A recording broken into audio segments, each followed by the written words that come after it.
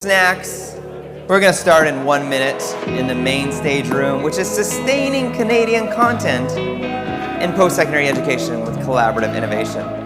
Amanda Coolidge will be moderating. Amanda Coolidge. Coolidge. Coolidge. Ow!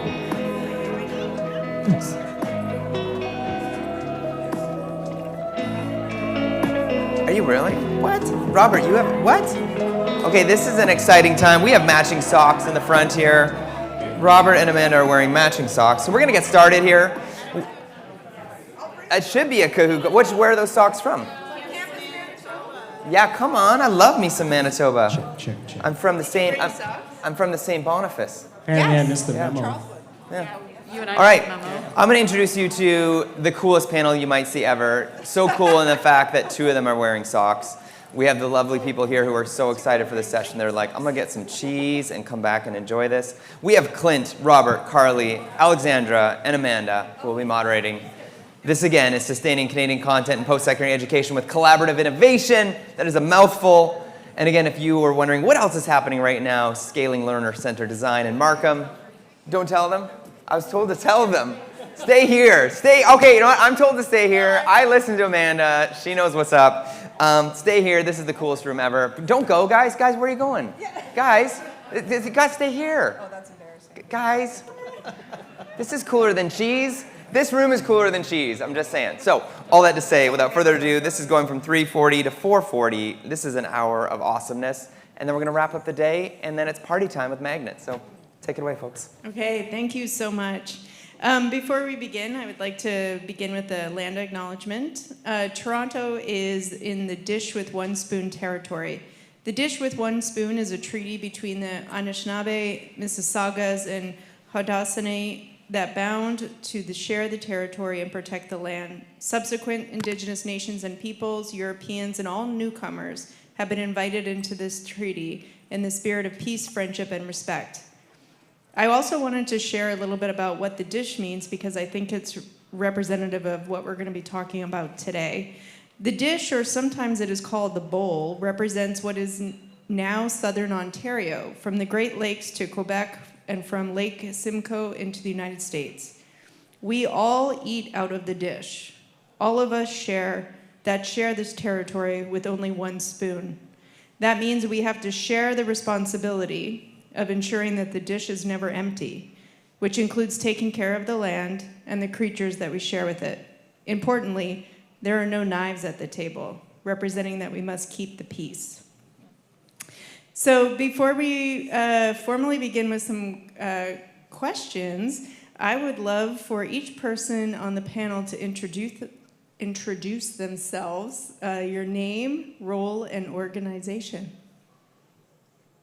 I guess I'll go first. I just got a look from Robert and Clint that were like, and you should go. So my name's Amanda Coolidge. I am a consultant and principal founder of Coolidge Collaborative. I just recently started doing that after leaving BCCampus. I'm Robert Luke from eCampus Ontario. I'm Carley McDougall with Campus Manitoba, and I'm the executive director. You're supposed to say your title. I'm the CEO of eCampus Ontario. Okay. I'm Alexandra Marcaccio, pronoun she, they, and I am from the Council of Atlantic Academic Libraries, where I oversee the OER service for Atlantic Canada. And I'm Clint Lalonde. I'm the interim executive director of BCCampus. Been in this role for 3 months after Amanda left in the summer. Okay, so we're thrilled to have all of you to listen and learn and share and reflect on what exactly is affordable and accessible learning and why have we brought together a group to form the Canadian Coalition for Affordable Learning. So I'd like to start with the question, and I'll start with Carley. What motivated your organizations to come together to form the Canadian Coalition for Affordable Learning? And why is now the right moment for interprovincial collaboration on affordability and open education? Well, if not now, when? And if not who? What's the end of that? I don't know. It's me. So, there's no time like the present for us to be working together. Last year, we had the three of us were kind of just, supporting each other, moral support. And we were like, we should come together and see what we can do. And so really it came out of this grassroots need for us to come together, support each other, and talking about how can we break down silos? What are ways that we can collaborate, that we can leverage what each other are doing to be able to benefit the learner? And so that's where it started for me, was kind of this idea of, some provinces have more, some provinces have less, and so how can we, even the backpack for students, and make sure that we are providing services that are not dependent on if you are a more or a less, but based on you coming and wanting to expand your learning. Yeah. Yeah, and I think also in the past year we have seen a real rise in the desire for provinces to work interprovincially to solve big problems that are facing this country.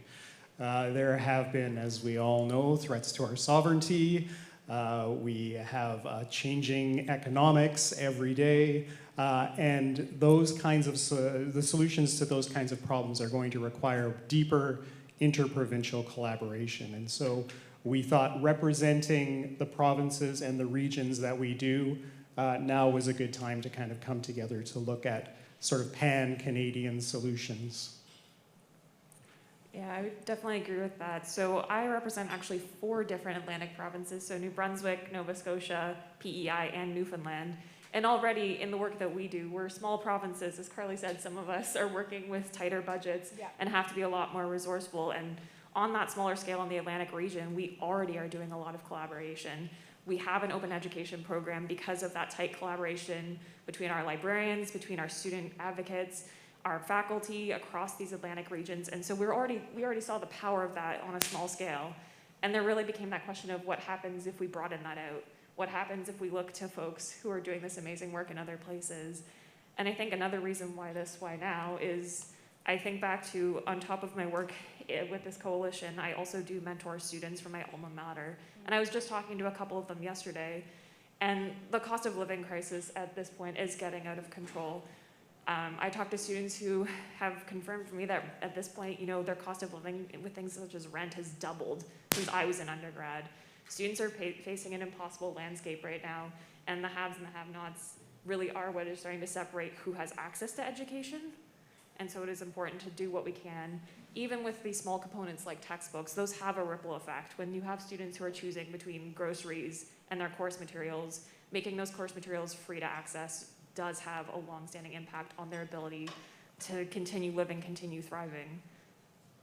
I'll add a few things to that. We just heard from our colleagues at Campus Numérique Quebec about the value of learning from other people and other places, and I think it's a great way to or a great launching point, and being able to connect different provinces and what is happening in other places helps us build more resilience in the academic communities that we serve in our individual provinces. And I'll say also, Canada is the only OECD country without a national minister of education. And I know what you're going to say, there's a constitution, healthcare is the same, or education is administered by the province because of the constitution, but healthcare has a national minister.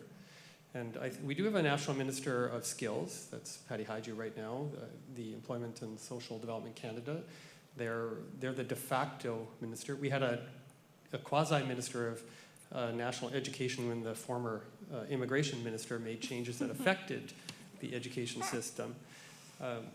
But if you ever look at the OECD league table reporting for how the education system is doing in Canada, quite frankly, it's an embarrassment because every single reportable metric is blank. Every other country knows a lot about what we're doing, or what they are doing. They might know what we're doing too, I don't know.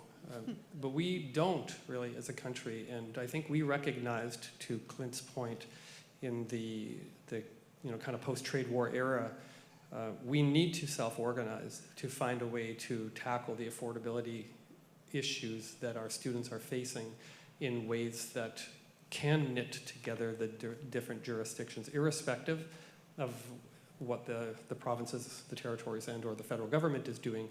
And in many respects, I will say we anticipated that kind of, for lack of a better term, nation building that education, or the role of education has.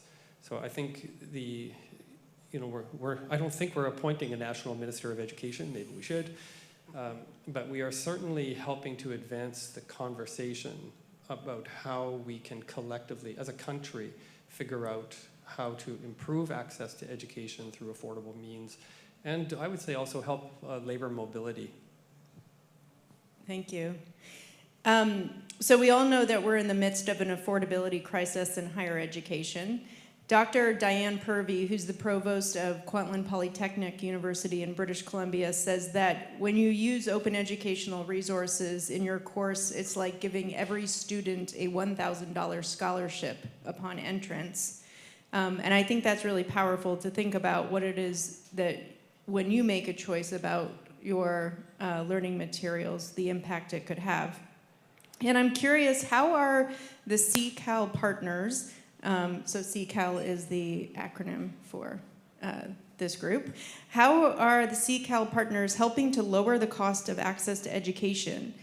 And what does it mean that collectively, drum roll on this one, open education efforts in Canada have already saved students over $100 million?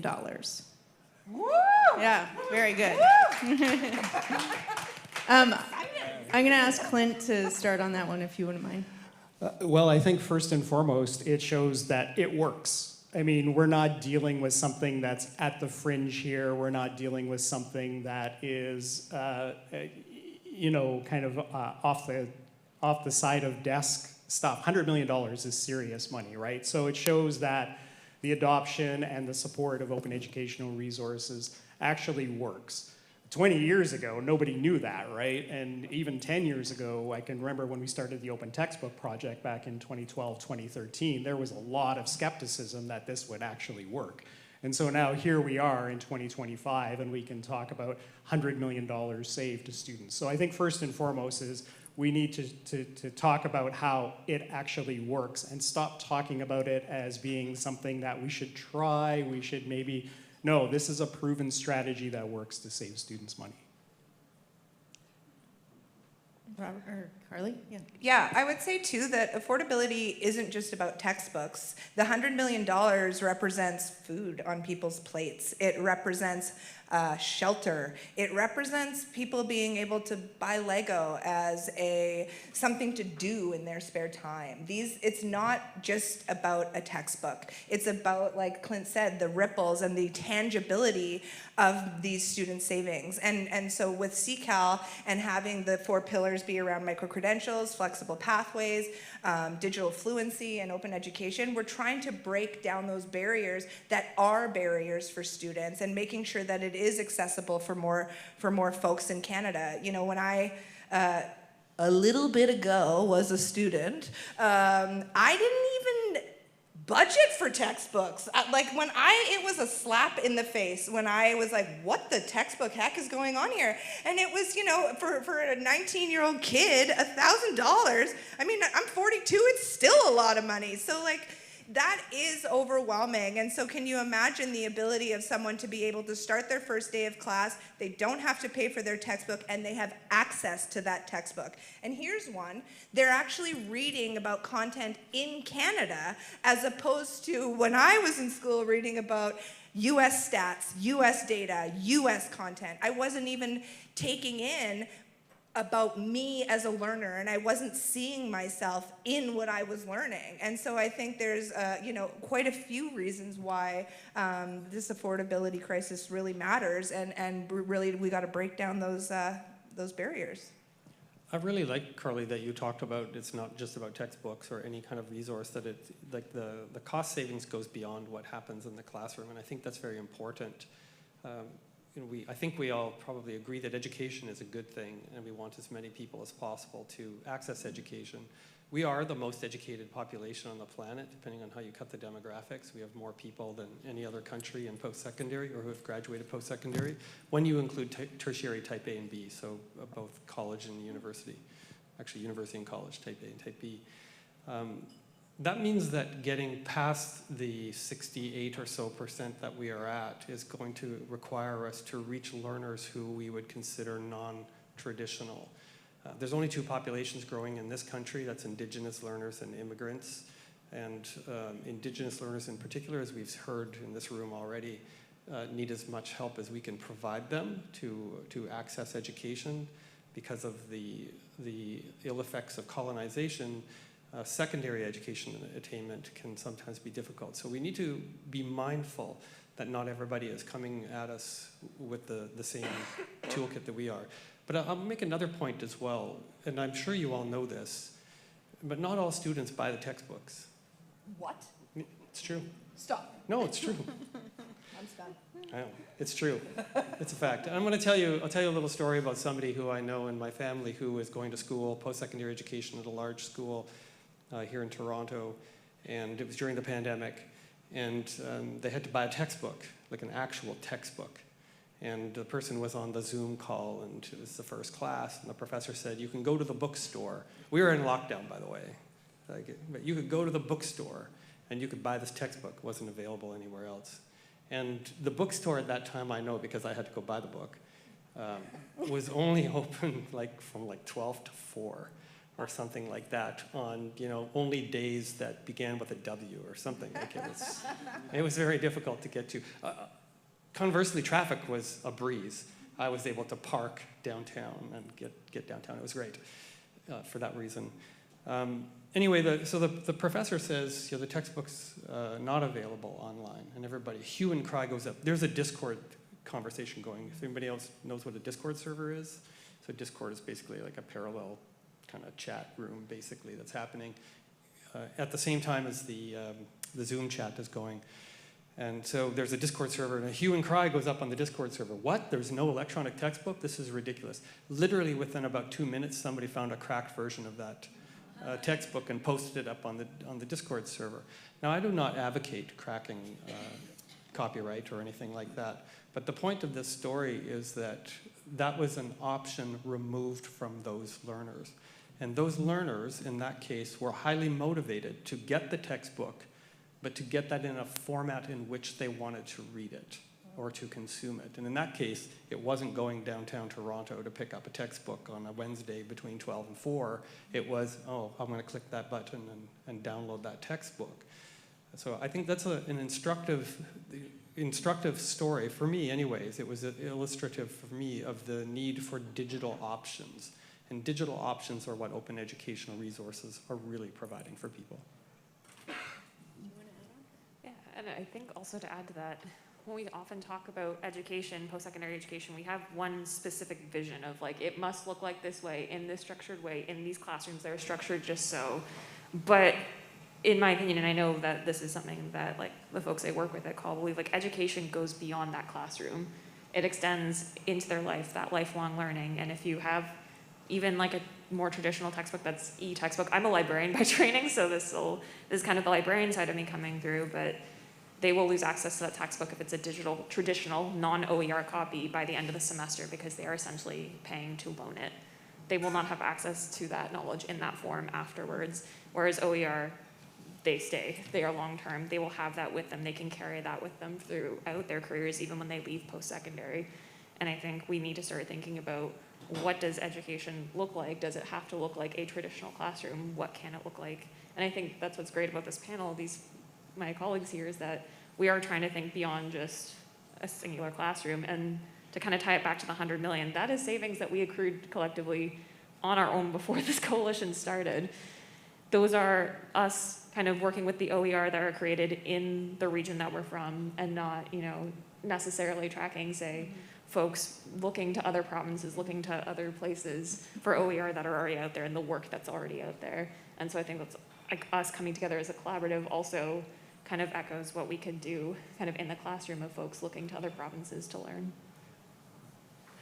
Yeah, and I would say that also there are empirical benefits that go beyond cost savings. I mean, open educational resources and open textbooks have been well studied now for the last 15 years with a ton of great research that shows the learning benefits that happen for students, especially marginalized students or students who are first-generation learners coming into educational facilities. OER can help them immensely into creating a more equitable learning field for learning. But they also have greater choice selection, greater course selection choices.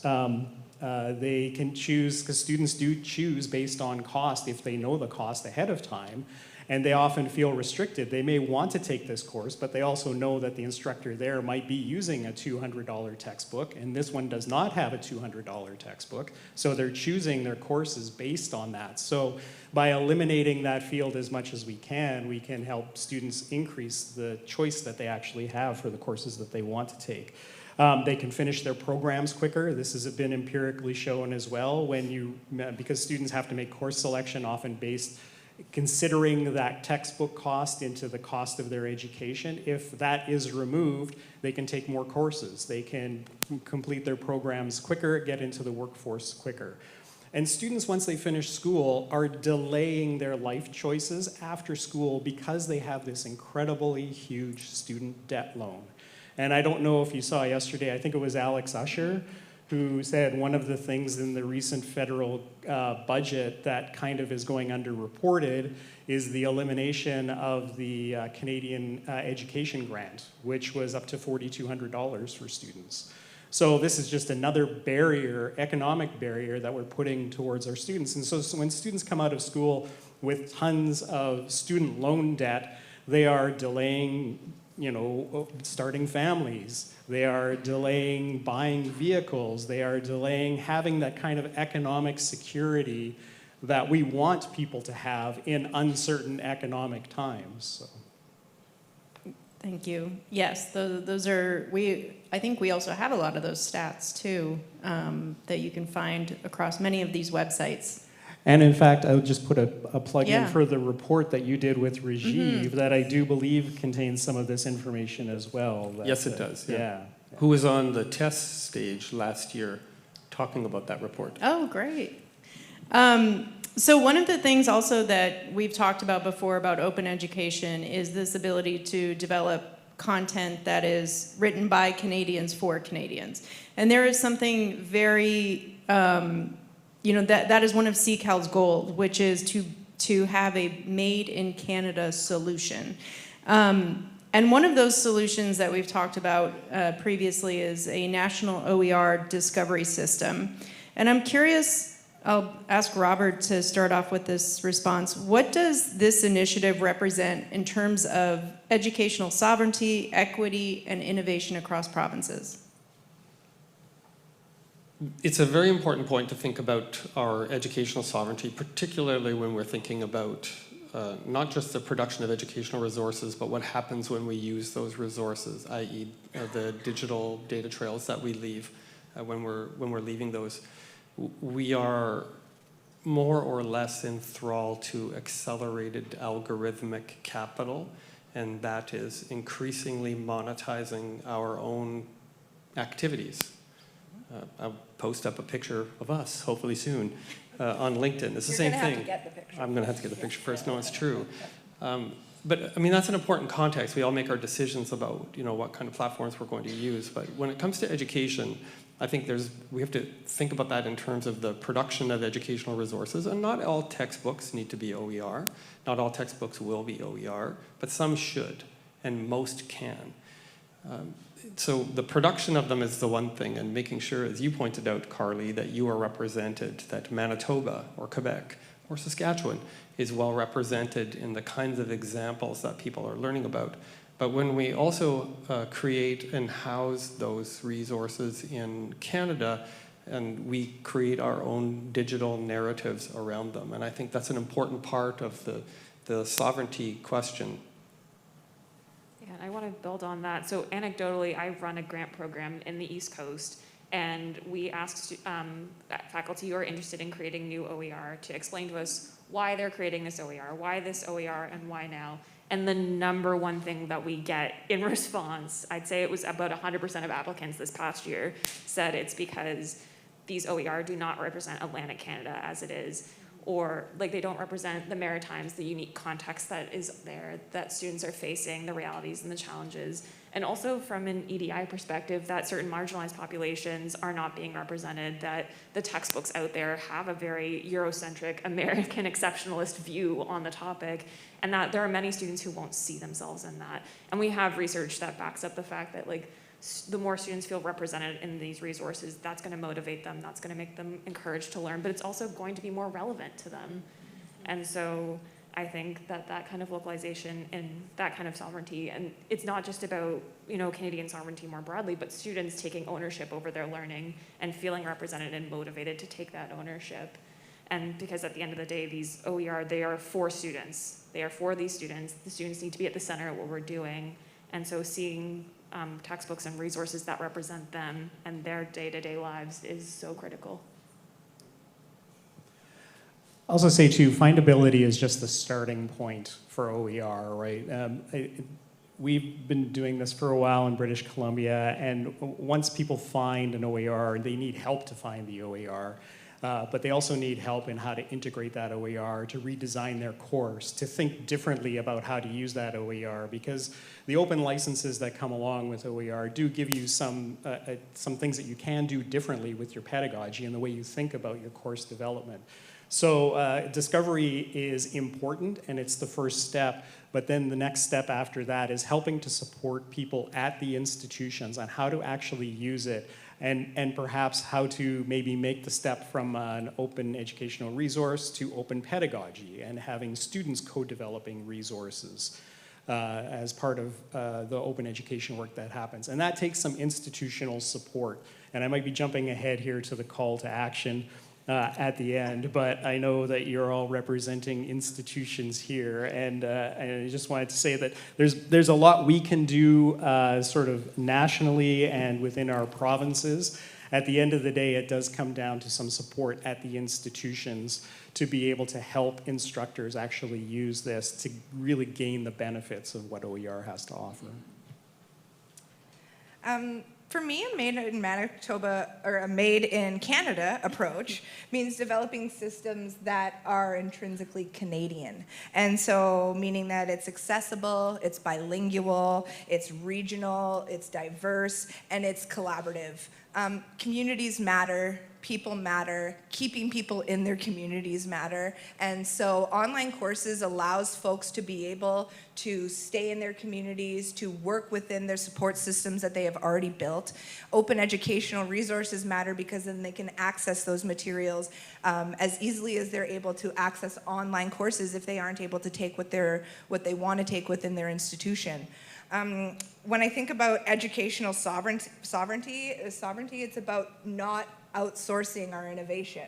It's about keeping what we're doing in Canada because we are doing a lot of great things, and that the future of education needs to be sustained within Canada as well. We can't keep passing and asking for help from other places because we have everything we need in order to do it ourselves. Mm-hmm.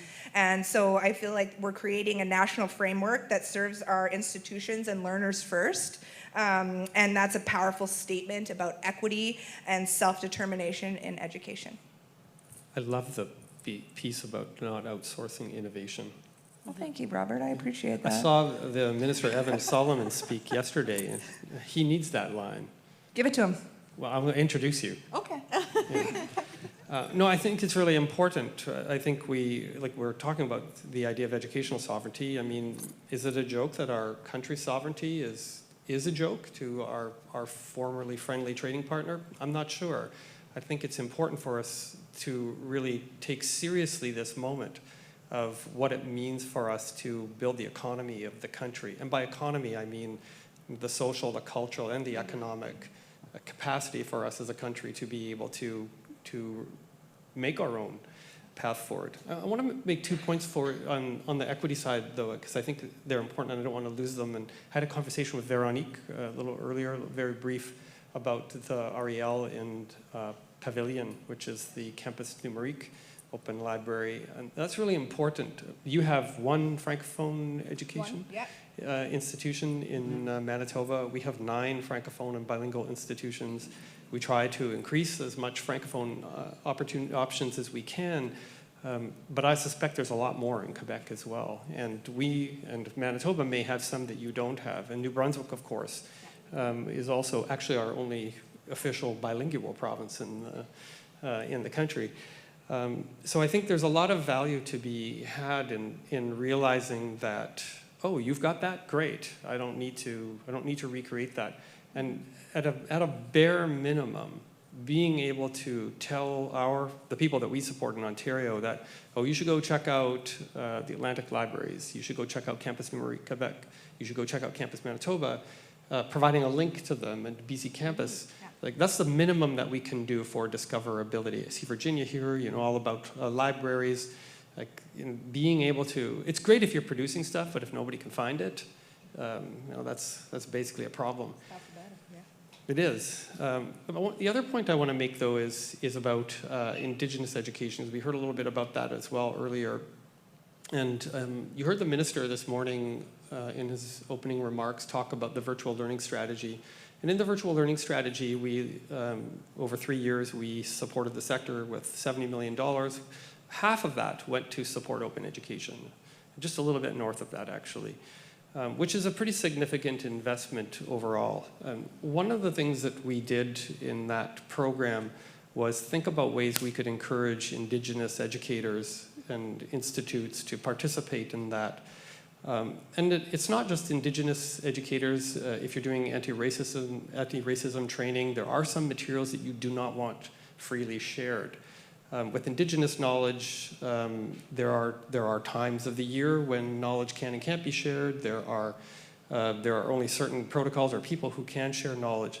And so we really grappled with this idea of, like, how are we going to support the production of open educational resources to support digital options for Indigenous learners while respecting the, the copyright of the content producers. And we came up with, we called it the Ontario Commons license. The Creative Commons license was necessary but not sufficient for us to be able to realize that, because it basically says, yeah, go ahead, you can have it, and maybe don't commercialize it, or there's certain restrictions on it. But what we wanted to do was actually put a tighter ring fence around that material. We wanted the material to at least be available, so at least on the metadata level, like the card record of the, I think of the card from the old, right? The card catalog. Yes, thank you, yeah. I can still smell that paper right now, actually. It's so good. It's delicious. It is. We wanted to make that available, but the actual resource itself may not be. And so you would have to contact a person to say, I would like to be able to use that resource, and here's the context in which I want to do that.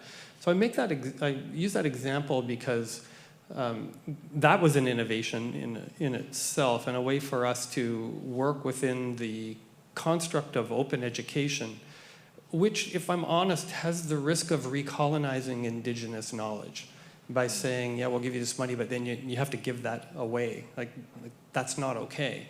And so we found a way to really do that while respecting the Indigenous knowledge creators and also respecting the terms and conditions of the money that we were getting out the door that was designed to fund open education. And that in itself is a mechanism by which we increase access. So I don't actually know right now how many Indigenous content articles there are in the open library. If Mary Gu is here, she could probably tell me. She's right there. She's looking Mary, it up right now. you got the number? But my point of saying this, Mary has saved me many times. Text her and I'm, Mary, I need to know this data. What is this? My point of saying this is that at least it's providing an option for Indigenous learners to see themselves in the educational outcomes that they are. I happened to see the presentation by Samantha and Lisa in this room from Six Nations Polytechnic, and they were talking about the need to teach their learners how to live in both worlds, the Haudenosaunee and the Western world. And I think, it is trying to bridge that divide. That's a challenge that we all face. Those of us who are supporting the production of open education need to be very, very aware of that challenge, because it can increase access, but we have to be aware of the unintended consequences of that as well. I will say on the other side of unintended consequences, on a positive, when it was 2020 and things we remember, we decided we were going to try to start a community of practice after we did a conference March 7th. So that was stupid.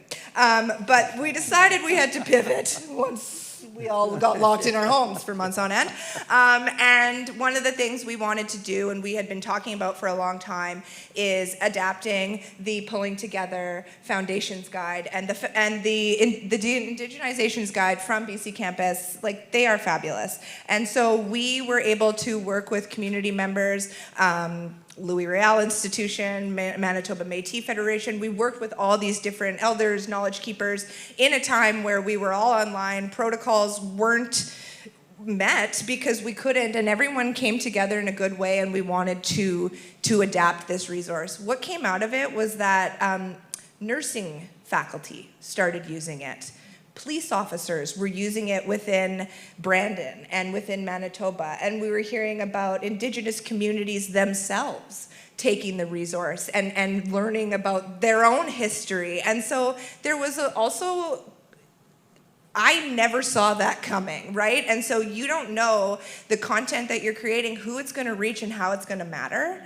And so it's not even about just students who are signed into classes. It's about the people who maybe want to be lifelong learners but can't be. It's about people who want to access this content but aren't able for whatever reason. And so there is an equity building there in which we are providing content that is the same content that is for traditional resources, and we're sharing it. And it's not free to make, or it's not free to make, right? These are free for students, but it is still the same labor that goes into creating it's a lot of work. And so to be able to have this content shared not just with students, not just with folks who are signed up for school, but for anyone who wants to learn and engage and grow. And I think that's an important part of it as well. That's true. I've got a story to tell about that, actually, Please. because I mean, these resources are for anybody, right? They're not just for students. They are for anybody. And I remember we did a textbook sprint where we actually built a textbook in a week. We locked a whole bunch of geography instructors into a room, and we actually banged out a textbook, an introductory textbook for British Columbia geography. And then we released it. And about a year after we had done the work, I was looking at the stats of where our referring traffic was coming from for our textbooks. And I saw one from the Royal BC Museum. And I was like, what the heck is that? And they were referring to the chapter on the BC Gold Rush that we had written with the geography instructors in that textbook sprint during that. And so we had released this textbook, and now it's a recommended resource from the BC Museum, the Royal BC Museum, about it's unintended consequences of where these things can kind of go to. And really, when you look at that, you're actually breaking down even more barriers than just education. You are creating knowledge for the good of everyone with this. So I want to talk a little bit about a call to action, and also kind of combine the Beyond OER, because I see the timer here, and I also want to leave time for questions.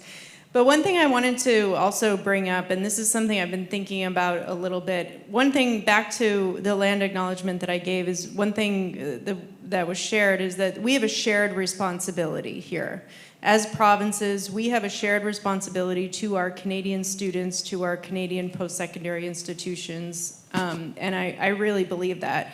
And there's only 2 times in this last year, well, 3 now if I include the Canadian, I'm going to put the CCAL group into this group, but there's 2 other times that I have seen in our country where Canadians dropped borders and came together. The first one is the anti-tariff movement. That was an initial movement where everybody just said, screw it, we're going to buy Canadian. I don't care if it's from New Brunswick or if it's from BC or from Ontario, but we are going to fight this. The second time was the Toronto Blue Jays. And I am telling you, you do not have to be a baseball fan to have enjoyed that entire series, but there was something absolutely wonderful, hopeful, thrilling, and something about coming together as a united community that just brought joy to people's lives. And when I think of CCAL, I think of a group of a group of consortium groups, I guess is what they're, consortium, who are coming together to break down silos and barriers that have been put in place by the systems that we work for, and sort of and capitalism and everything like that. And so what I would say as a call to action before I put this question to everybody else is, do one thing that you can to break down the silo with somebody else from another province in order to find a solution to access or find a solution to affordability. If it's searching for the Francophone resources to support a Francophone instructor at St. Boniface in Manitoba, do it. Let's see that collaboration happen. So with that, I would love to ask the group, for those in the audience who want to advance this work, whether it be open education, online flexible learning, digital fluency, micro-credentials, what can they do to help? And what are you hoping that individuals and institutions can do to support this work? I'll start. Okay. So I met the people from Campus New Marie, Quebec. We should follow Did you? up. You haven't mentioned that. I've met other people from Campus New Marie, yeah. And we should Number follow one up in fan May. over here, everybody. Yeah. Number one fan. You have a good logo. That matters. It does matter. Yeah, I don't know if you noticed this, but both Amanda and I are wearing the Campus Manitoba socks. So. That's old branding, so that matters too. Okay. We'll get you new socks. Thanks, appreciate that. I think we know that open education as one example of affordability is not going to be 100% of courses. That's fine. I think we just need to look for the opportunities to do that. We need to encourage people. I have no idea what percentage of our professoriate actually even knows that open education exists. If I had to guess, I would say maybe 5%, maybe 10. And I know from speaking to some faculty groups, some faculty groups don't like open education because they believe it contravenes their copyright and it prevents them from monetizing their own content knowledge. And that's fair, right?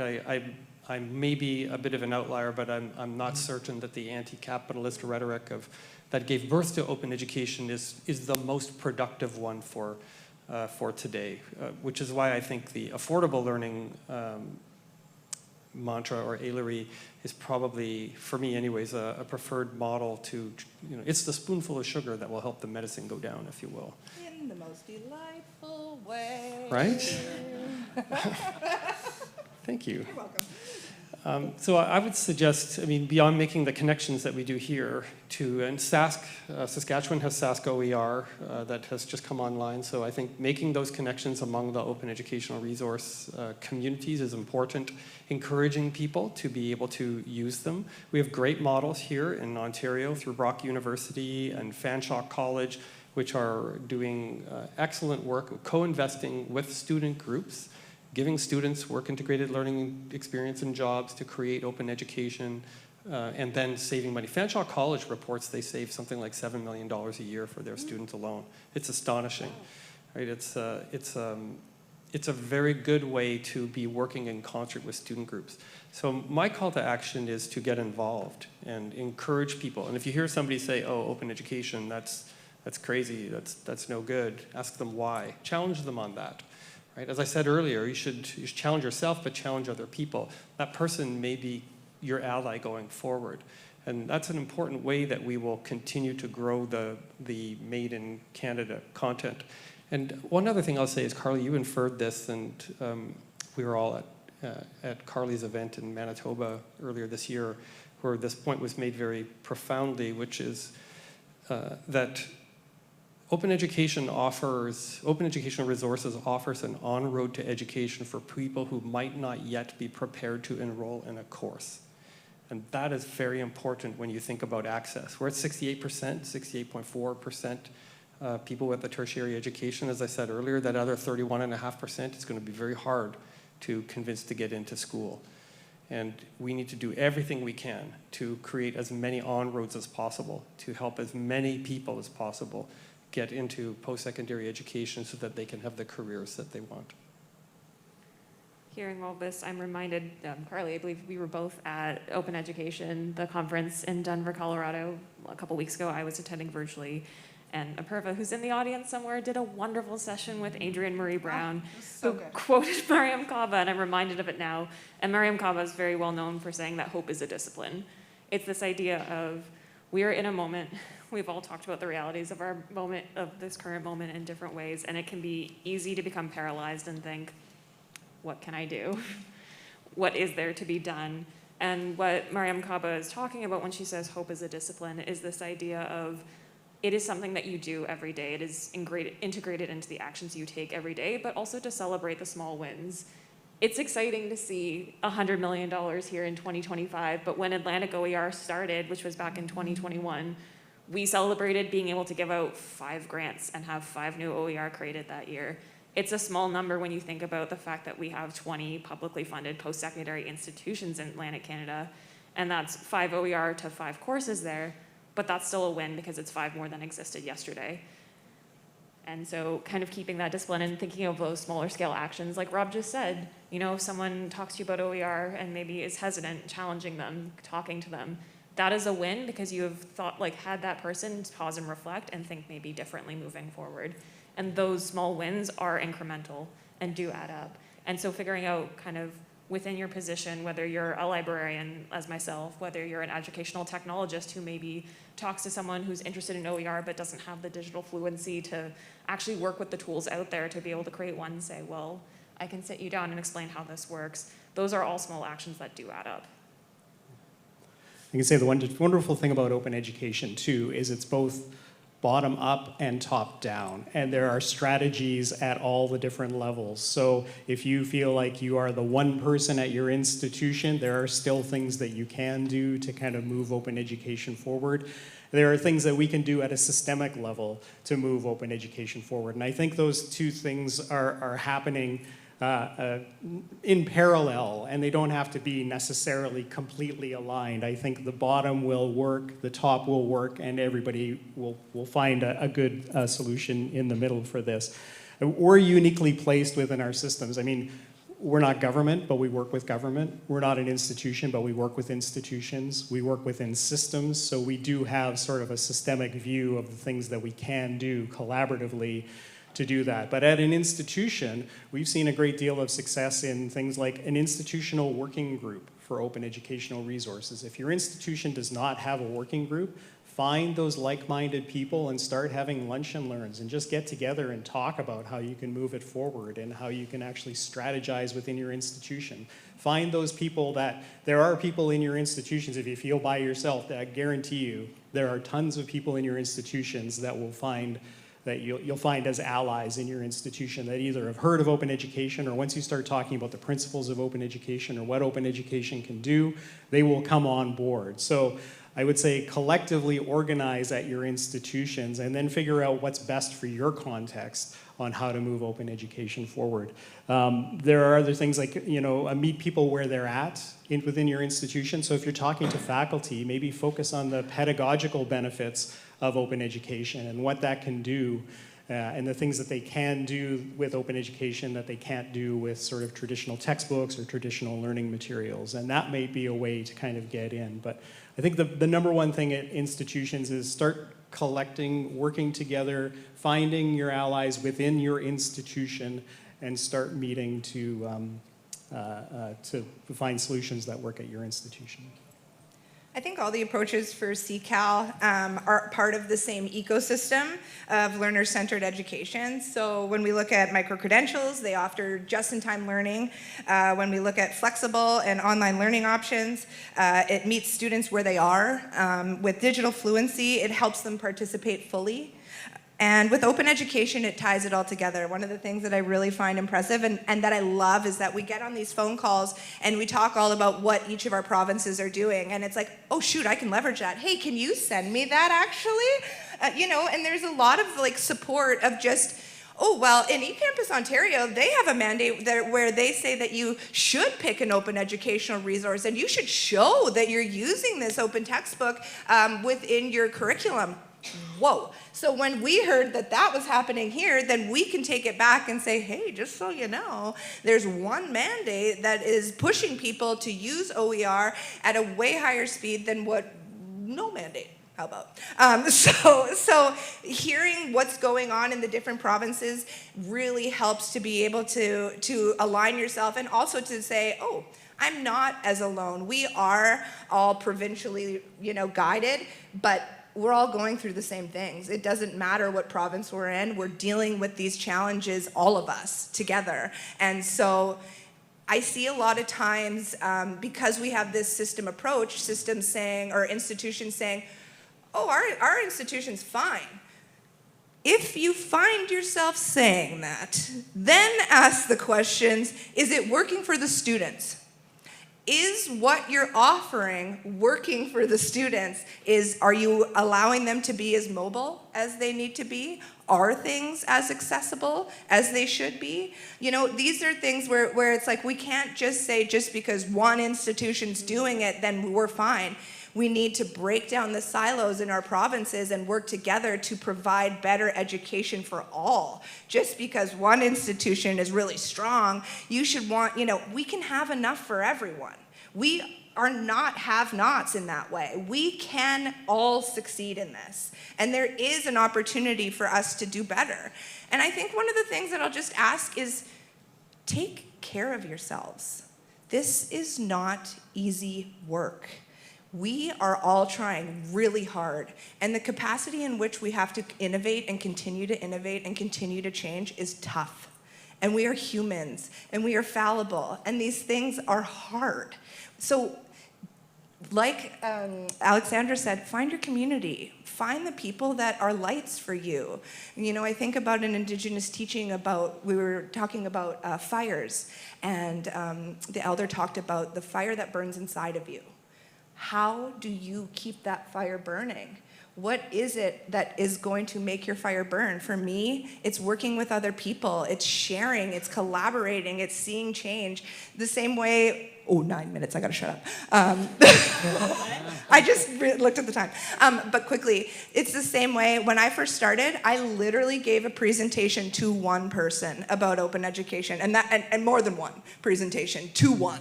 I'm like, well, Todd, let's talk about the 5 R's. I'm just gonna switch my slide.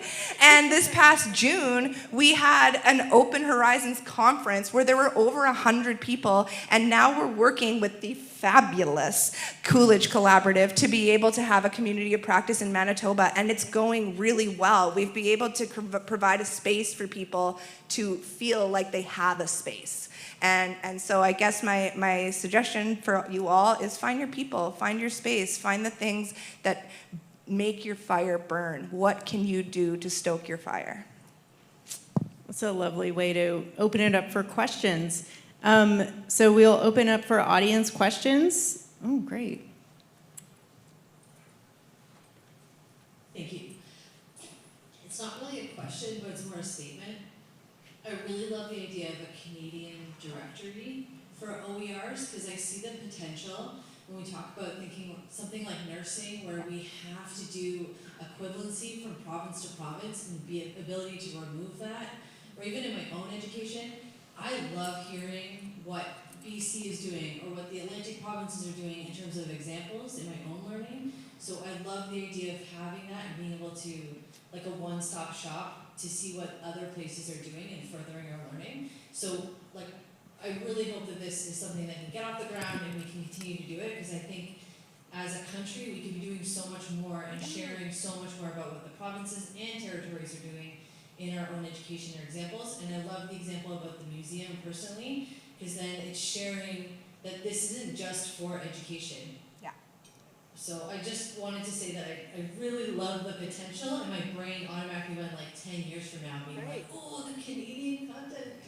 Yes, and maybe not 10 years, there's conversations right now where we're talking about how we can create an OER discoverability layer. What does that look like? How can we make sure that our metadata is aligned? There's so many different aspects of it, but these are conversations that we are having, because I agree. One of the things we hear from faculty is, hey, I can't even find anything. It's like, well, let me just do a quick And like, if you know how to do it, it is quite not as difficult. So there is opportunities where we can make this a lot better, a lot easier, a lot more accessible for folks, and that is absolutely the plan.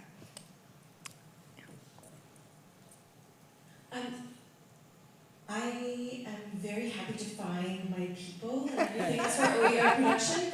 However, I'm wondering about how we find the resources. I'm curious about, in my experience, I saw that the VLS strategy, that's double S there, strategy, worked really well in terms of getting the enthusiasm of educators up. They found all of a sudden the content production model was remunerated in a way, so it supported them in a really positive way to move toward open educational resources because it was not quite, but almost competitive with traditional content production streams, right? It brought them recognition, it brought them some remuneration, but most importantly, they were supported by people to produce the actual resource with high quality. So when we think about the labor climate in our institutions, when we think about the lack of investment in educational support professionals at this moment in our institutions with a lot of cuts that we've seen across this province, how do we support educators? And I'm also curious if some of the data that came out of the VLS moment and that investment, can we actually show more empirically our institutions that when we support the content production model with investment, that we actually have a surge of OER production, right? I bet, my intuition says that after those funds went away, maybe the numbers in the open library even though we built a community that was producing things, tapered off a little bit because they weren't so supported to produce high quality pieces with labor, funded labor. It's a really excellent point, and I think we've been talking around indirectly about the financial context in which we are operating right now. It's very difficult. It's decisions are being made. Sometimes we might question the long-term viability of some of the decisions. Programs are being closed. Many people are losing their jobs. It's not a good time for sure. That said, fundamentally I'm optimistic, and I'm optimistic particularly around open education because of some of the statistics that Clint was talking about earlier, that when open educational resources are used, there's greater likelihood of the textbook actually being read, full stop, greater learning outcomes, less cost for the students, which equals more demand by the students, and more demand equals more revenue at the end of the day for the particular program that those are used in. That doesn't solve the issue that you're talking about directly, which is how do we then fund the labor of the faculty, of the technology, the instructional designers, and the media designers. The thing I would point to there is the Brock University model and the Fanshawe College model. Brock University in particular has a co-investment model, as I mentioned, with the student unions, because the student unions recognize that when they invest $1, their students are saving, I don't know, $5, $10 or something like that. So it's not an easy solution, and I think it's incumbent upon us.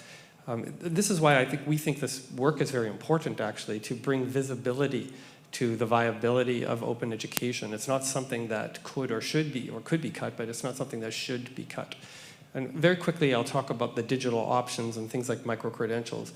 All of those represent, those are just table stakes for operating a university, a college, or an Indigenous institute in the 21st century.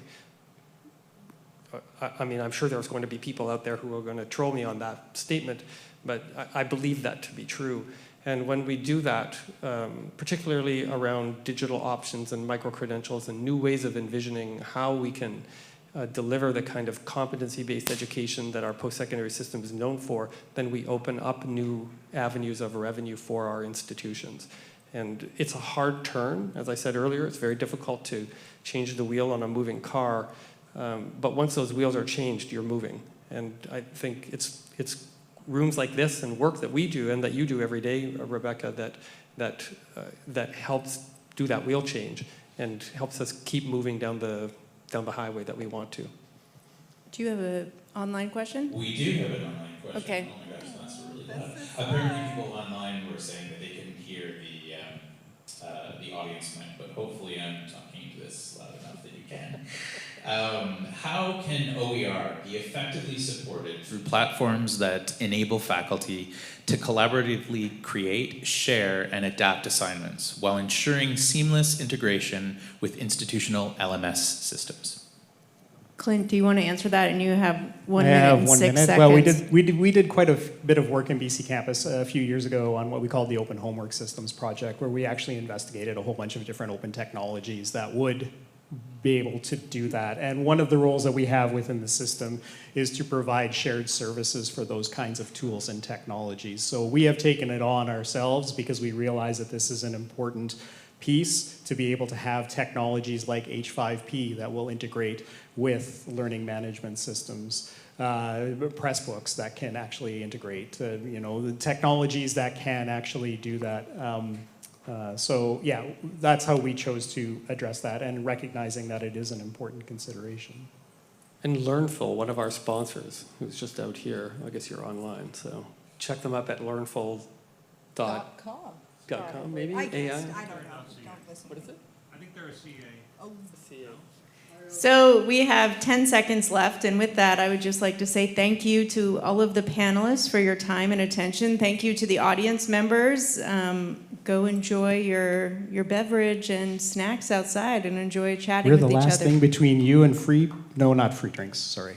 I almost... Free Oh, pops. sorry. Free pops. Sorry, I was doing the MC's job. No, it's all right. It's all right. You're excited. You're excited. Let's give him a round of applause. We just have some final housekeeping. We've got one final Kahoot. If you want to throw the Kahoot up on the screen, that would be lovely. We're going to get your Kahoot going. They're going to be taking photos while we Kahoot. This is the end of day one Kahoot to learn all about things. And then Zach will give you all the details of our lovely thing that's happening. So I think the other rooms will be joining us shortly as they are being sent in. So feel free to join this end of day Kahoot. We'll get the Kahoot music going soon. It's always a lovely tune to listen to Kahoot music.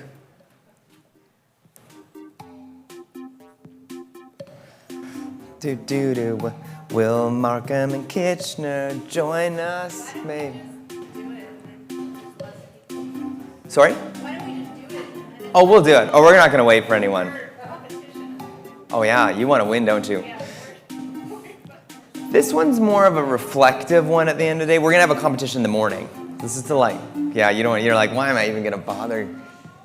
It's a reflective exercise, like journaling or thoughtful brainstorming.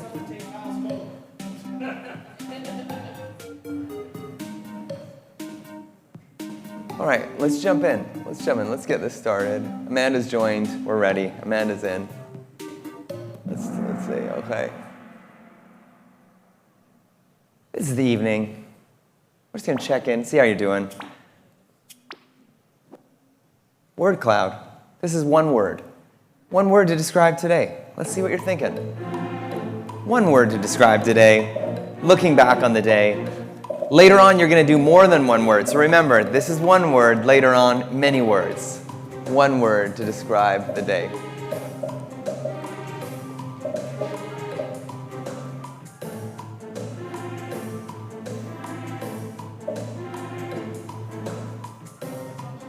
Could be resilient. Could be reinventing. You could just be you're feeling tired. You're just going to take from the chart. Oh, this is interesting. There's a few trending words here. Let's see what these are. 3 trending words are inspiring, invigorating, and informative. Lovely. All right. Next, we got a quiz here. What's happening at the end of the day? 4:45. That's in 3 minutes. What's happening in 3 minutes, everyone? Nap time. Pass hors d'oeuvres. You should get this one right. You should get this one right.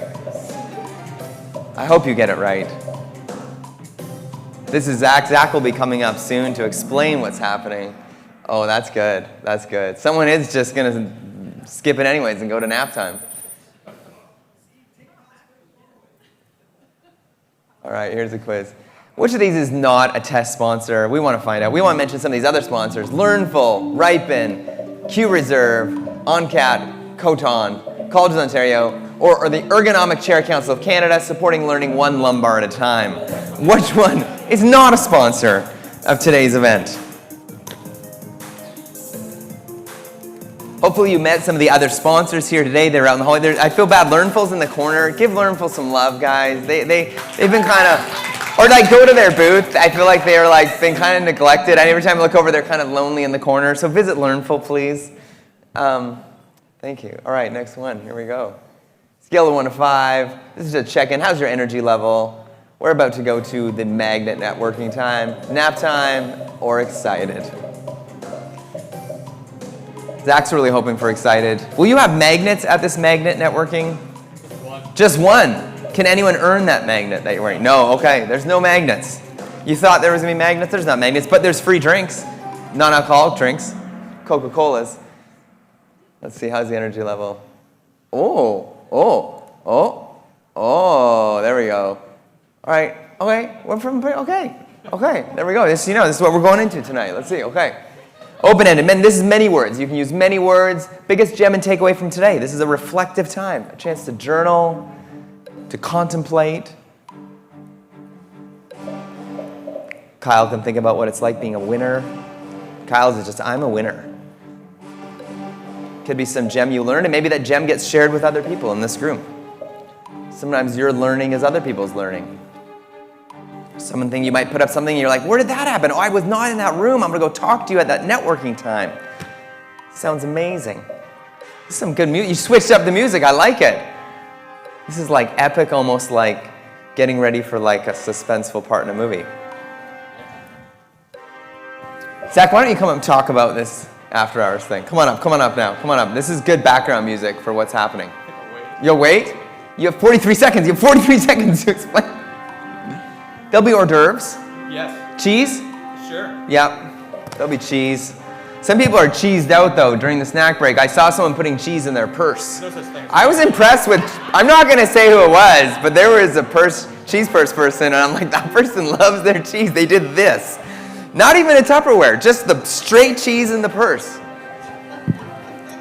I have seen people bring Tupperwares, but the straight cheese in the purse was a bold move. By the way, someone requested creamy vanilla Coke, which is a new Coke flavor, by the way, and so I got a flat of it because I couldn't get it any other way. So if you would like a creamy vanilla Coke, I have a flat of those. And Diet Pepsi if you're a Diet Pepsi person, because again, I ordered one for a request, and it came in a pack of 6. Oh, look at this. Let's make things more humane. Student panels rule can't impact what we don't measure. Look at this. That Clint, what a guy. Oh, this is good. Canadian Collective. Oh, look, this is good. This is fresh. This is lovely. Without further ado, speaking of fresh, speaking of lovely, Zach from Magnet. Here we go.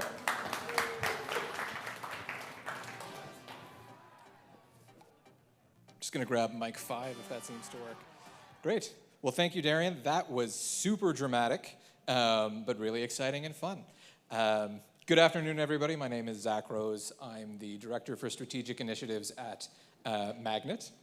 And just really want to say thank you all for being here. For those of you who may not be familiar with Magnet, we are a center of innovation based at TMU. We are very happy to be supporting today's event as the networking, social, and live stream sponsor. We work with partners across the country to deploy digital solutions to labor market problems and really work with them to build a broader ecosystem that is more collaborative, more connected, and more resilient, which you can see the kind of word of the day in orange. And that's why we think it's so important to have days like this. I mean, with the unprecedented rate of change that we're seeing, there's really a non-stop sense of disruption when it comes to the way that we are thinking about the future of work, the way that we're thinking about skills, the way that we're thinking about education and training in general. So these conversations are absolutely critical.